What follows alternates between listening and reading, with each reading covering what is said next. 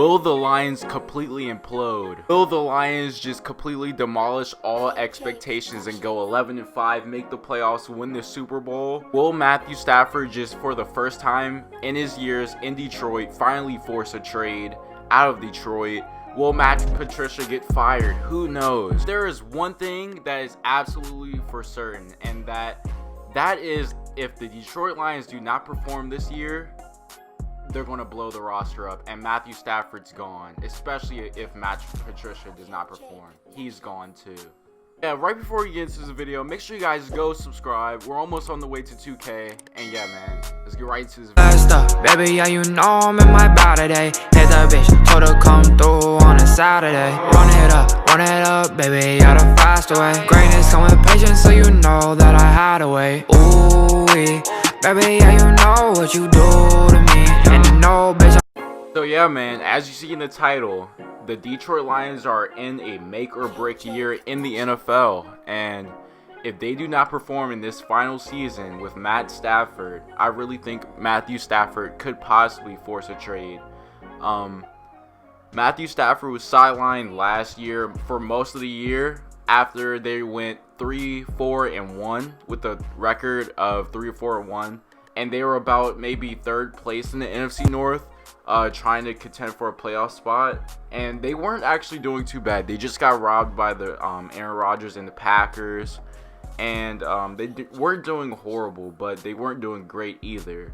And Matt Patricia is really just trying to build like the New England Patriots 3.0, because that's really what the Dolphins are trying to do, but they're doing a much better job with it, with a much better quarterback and a much better coach in Brian Flores. But the Lions are kind of in that middle ground where they're really trying to copy the Patriots, but they're not doing a good job of it, or they're not really being successful with it. And this is approaching maybe the third year where Matt Patricia finally has his guys that actually believe in that system and copying the Patriots, because before, the old Lions guys, they did not really buy into what Matt Patricia was really trying to do. So he had to ship the guys out. You know, he got Darius Slayton out. He got different guys, and he brought in different guys like Jamie Collins and Danny Amendola. I'm pretty sure he got Frank Ragnow now, and they just drafted Jeff Okudah, so you should buy into the system. But is Matthew Stafford going to stick around for this new age Lions that we're about to see? Because Matthew Stafford, he's about maybe in his mid-30s, and I don't really see Matthew Stafford succeeding with this Lions roster, will ever probably even making it close to the playoffs, because we all know the NFC North has a reserve spot for fourth place, and that is for the Detroit Lions. And if you don't agree with that, then I just went where you're smoking. But I mean, Detroit is probably one of the saddest, most terrible franchises in the NFL and NFL history. And if you can't see that, I also went where you're smoking. But Matthew Stafford is really a special quarterback, and I guarantee you, if he was on any other team that really helped him and really built around him and his needs and what he could do in his skill set, he'd have a Super Bowl right now. It's no doubt in my mind. Coming out of Georgia, he was the first or second pick with Ndamukong Suh. He was so special, and he's still special to this day, and he has probably one of the strongest arms in the NFL. Obviously now he doesn't have it anymore, but early in his career he was regarded as the strongest arm in the NFL before a guy like Josh Allen and Patrick Mahomes came around. So before those guys came around, it was Matthew Stafford, and he had a rocket, and he still does have a rocket, but he's extremely accurate, unlike a Josh Allen or a college Patrick Mahomes was. So if you combine Drew Brees type accuracy with Josh Allen throwing power, I mean, that's what you basically have in Matthew Stafford. And he's tall, he's really big, he's a great leader. Detroit loves him, and I'm pretty sure he loves Detroit, but to an extent. Like, I don't think he really loves Detroit. I think he just loves the city or the town or how he's treated there, because he is treated like royalty, because for goodness sake, he's the only thing they have at this point. I mean, what else do they have? Marvin Jones, Kenny Galladay, at most. I mean, they just drafted DeAndre Swift, and I don't think that he's that competent, but DeAndre Swift could help them in aspects. I don't see him being any more than a Kerryon Johnson. Maybe DeAndre Swift turns into maybe a fantasy guy, but not really a guy that they can really be a bell cow or turn into a bell cow. And the defense is decent. I mean, Matt Patricia was, however, the Super Bowl winning defensive coordinator for the Patriots, but it only goes that far for me. And I don't really see how Matthew Stafford is going to succeed in an environment as bad as Detroit, if you really think about it. Because if Detroit continues to not surround him with the support that he needs, I mean, yes, you can argue Kenny Galladay. I get it, but not really. I mean, you have some pieces on the line.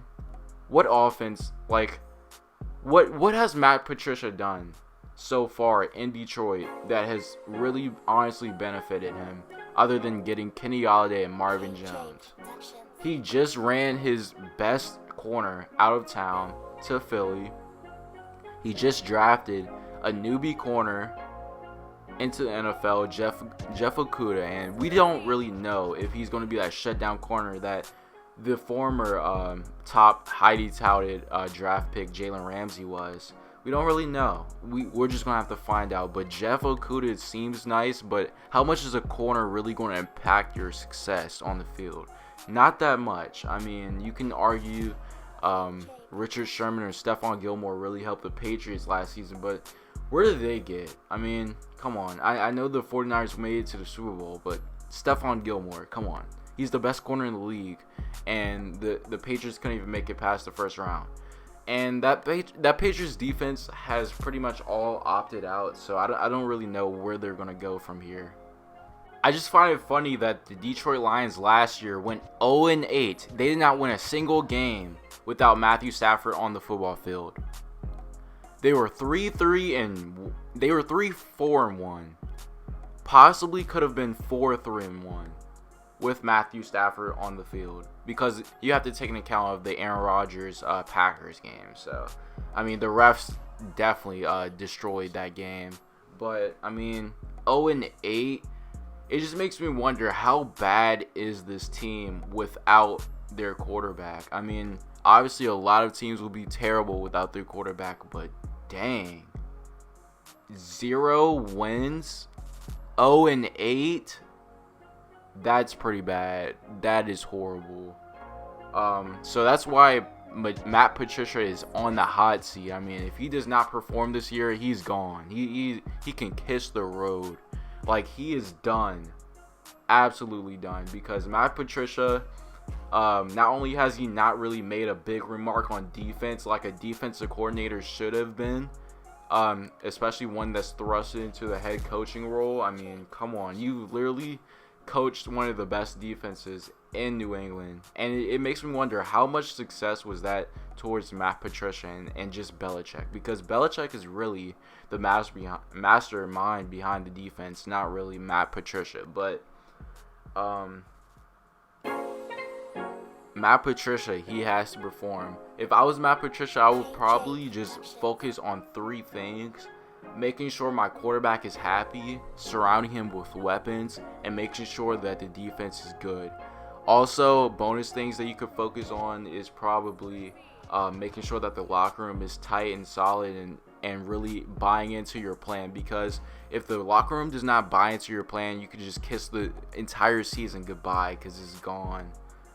And just make sure Matthew Stafford does not force a trade out. Because if he forces a trade out, if he tries to force their hand, the Detroit Lions are going to be stuck in a pit of misery forever. Like, literally forever. Matthew Stafford is literally their golden child, and he cannot let them go. The only guy that I could see them drafting is maybe Trey Lance, because I don't think that there will be so bad to where they can get either Justin Fields or Trevor Lawrence. I think either the Patriots or Bears get Trevor, and I think the Panthers are literally the Justin Fields team. That is the Justin Fields team.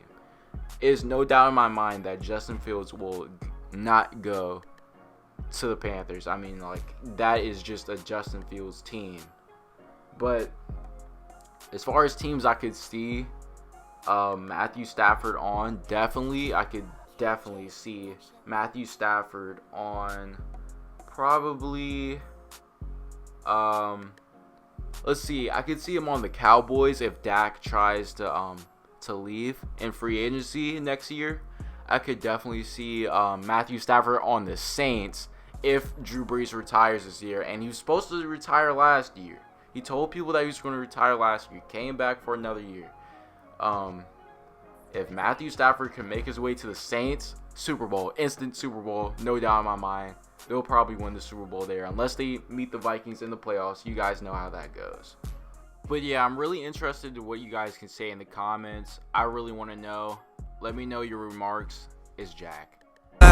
Baby, yeah, you know I'm in my body today. Hit the bitch, told her come through on a Saturday. Run it up, baby, yeah, the faster way. Greatness come with patience, so you know that I had to wait. Ooh, baby, yeah, you know what you do to me. And you know, bitch, I ain't with that foolery. Team full of winners, so you gon' lose to me. Yeah, lose to me, hey, y'all. I'm in the store, I'm working, and bitch, I am back in my Birkin. All the gas, I'm swerving, and these people be plotting and murking.